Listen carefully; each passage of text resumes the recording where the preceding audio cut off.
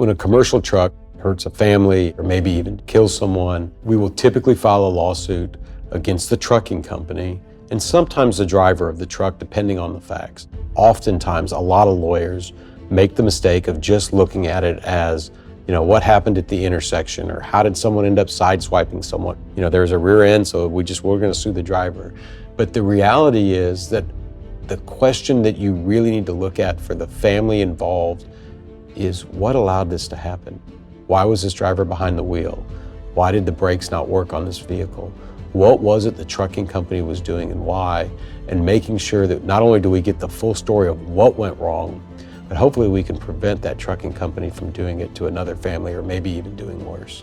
For more than 20 years, we've been winning the very best results for people who have been injured or in many cases killed by trucking companies that have taken shortcuts. And the way we've been able to get those top results is by making sure that we understand exactly what went wrong and why.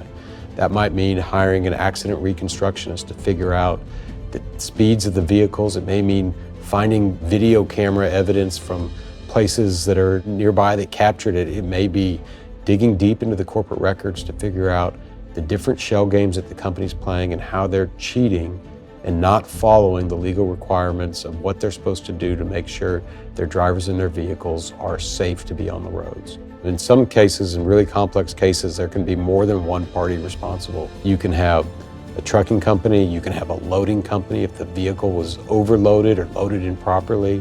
You can have multiple things that led to something terrible happening. And it's our job when somebody hires us to make sure that we get the full story of what went wrong, why it went wrong, and bring the truth to light.